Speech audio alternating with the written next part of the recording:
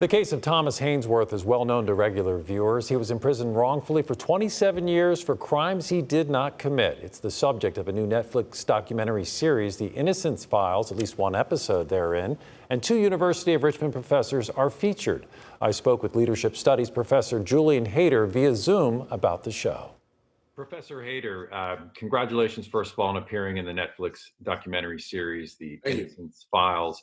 Tell me, can you give some historical or cultural context to the Haynesworth conviction? Thomas Haynesworth, convicted in 1984 of several counts of rape, robbery, abduction, spent 27 years in jail wrongfully. So can you give us some background, some history? Because in 1984 does not seem that far ago, that long ago. Right. In some ways, it was yesterday, and you know, in other ways, it might have been 2 centuries ago, right?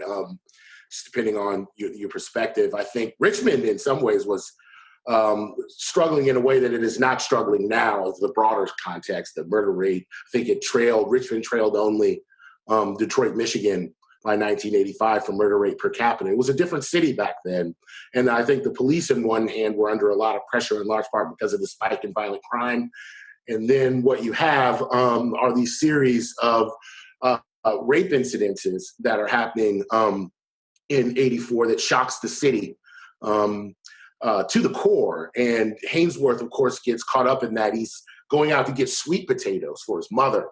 And at this time, people still believed in the validity of eyewitness accounts, and he gets identified as the rapist. And as many of you know, it took him 27 years to clear his name.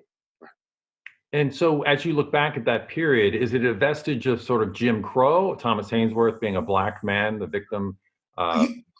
It's complicated, right? I think there's an element of that to the Haynesworth story, as much as there's an element of Jim Crow and segregation to any question about law enforcement in the twilight of the 20th century. You know, institutions don't die easily. And I think Jim Crow cast a long shadow over late 20th century policing and law enforcement.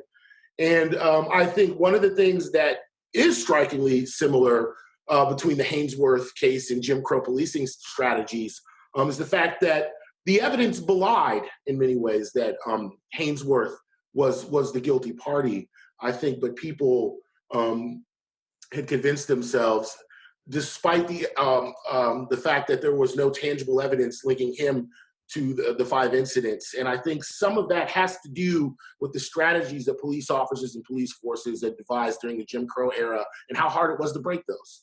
Now, you mentioned Richmond being a different place today. The fact that Janet Burke and Thomas Haynesworth seem to have a cordial, even warm relationship today, right? Is that a sign of the times, or is that just an individual case where, because Haynesworth managed to let any bitterness go, that relationship is possible, because she must be consumed with some level of guilt for these 27 I think it's both, right? I think it's a sign of the times, and it's a testament to the character of those 2 individuals. Both of them, in many ways, are traumatized by the system. Haynesworth, of course, being falsely implicated, and then Burke being, in some ways, led toward a confirmation bias to identify someone by law enforcement. And so, and I'm not trying to trivialize what rape victims have to endure, as much as I'm saying I think that she has even had a proverbial revelation about what happened to her within the context of what happened to Haynesworth in 1984. And I think it does speak in some ways to the kind of transformation that Richmond has gone through, but also these individuals. And I think there are parallels to that story.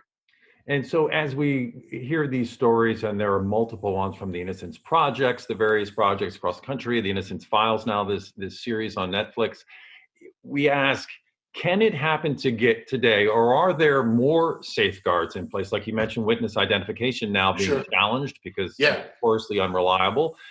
Can it happen today to the same degree, or are we at least better off in terms of the system?